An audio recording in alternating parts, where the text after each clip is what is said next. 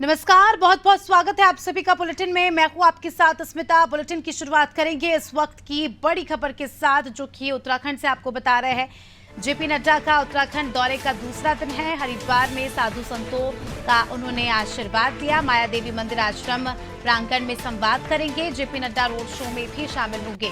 त्रिवेंद्र सिंह रावत के पक्ष में वोट की अपील करेंगे। तो इस वक्त की बड़ी खबर देहरादून से आपको बता रहे हैं। जेपी नड्डा के उत्तराखंड दौरे का आज दूसरा दिन है। हरिद्वार में साधु संतों से आशीर्वाद लेंगे। माया देवी मंदिर आश्रम प्रांगण में संवाद करेंगे। और इस सम्मेलन का आयोजन आपको बता दें कि गुरुकुल विश्वविद्यालय में आयोजित होगा। बूथ अध्यक्ष, बूथ पालक, शक्ति केंद्र संयोजकों की बैठक लेंगे।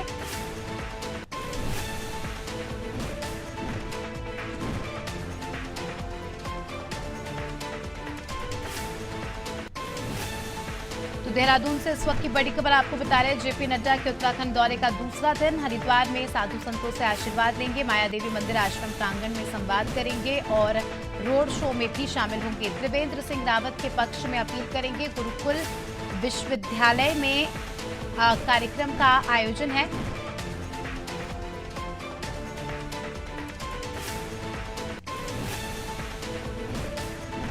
ज्यादा जानकारी ले लेंगे इस खबर पर। हमारे सहयोगी सोनू सिंह हमारे साथ जुड़ चुके हैं। सोनू से ज्यादा जानकारी लेंगे। सोनू, जेपी नड्डा के उत्तराखंड दौरे का आज दूसरा दिन है। आज क्या कुछ खास हमें देखने को मिलने वाला है? क्या कुछ कार्यक्रम होंगे और क्या कुछ तैयारियां?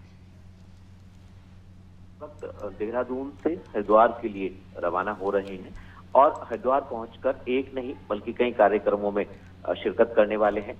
जहां एक और इस हरिद्वार लोकसभा सीट के जो पार्टी के पदाधिकारी हैं, अलग अलग स्तर के, जिनको चुनाव के लिए जिम्मेदारी दी गई है, त्रिदेव सम्मेलन के तौर पर उनसे फीडबैक लेंगे। उनको कुछ अहम टिप्स जो हैं वो राष्ट्रीय अध्यक्ष दे सकते हैं। इसके अलावा जो पार्टी के प्रत्याशी हैं बीजेपी के, उनके समर्थन में रोड शो में शामिल होंगे और रोड शो करने के साथ साथ जो है वो जो बीजेपी के प्रत्याशी हैं उनके समर्थन में मतदाताओं से मतदान करने की अपील करेंगे। इसके अलावा चूंकि धर्म नगरी और तीर्थ नगरी के नाम से हरिद्वार जनपद जो विश्वविख्यात है, तो ऐसे में तमाम अखाड़ों के मुख्यालय संतों के वो हरिद्वार में ही स्थित है।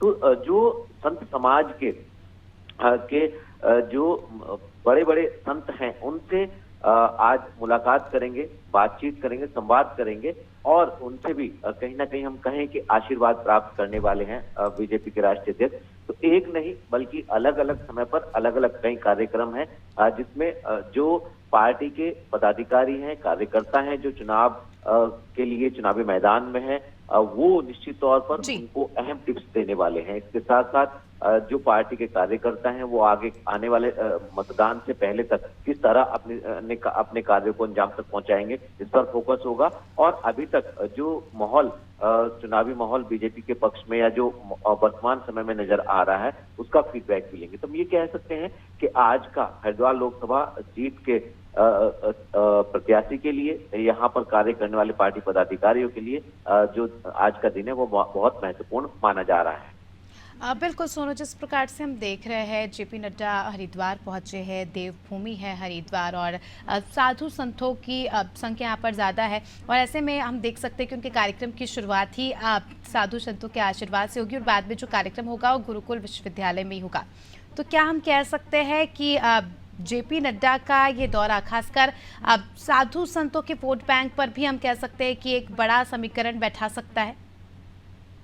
देखिए, इस बात से बिल्कुल इनकार नहीं किया जा सकता है। जिस लिहाज से तमाम जो बीजेपी के दिग्गज नेता हैं पहले भी जब उत्तराखंड के दौरे पर कभी आए हैं तो हरिद्वार अक्सर जाते हुए देखे गए हैं, चाहे वो जेपी नड्डा हैं। आपको याद होगा कि कुछ समय पहले, चुनाव से पहले एक बार जो बीजेपी के राष्ट्रीय अध्यक्ष जेपी नड्डा वो अपने परिवार के साथ भी यहाँ संत समाज से मिलने के लिए पहुंचे थे।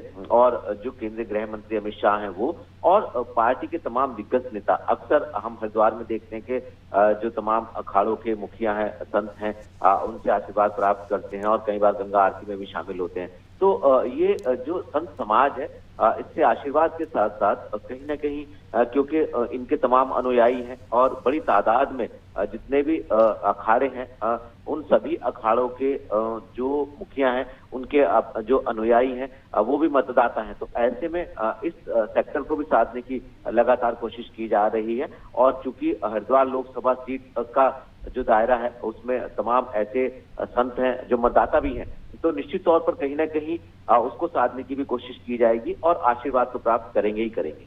जी, बने रहिए हमारे साथ सोनू। जल्दी आपका रुख करेंगे तो दर्शकों को बता दें कि खबर उत्तराखंड से आपको बताई।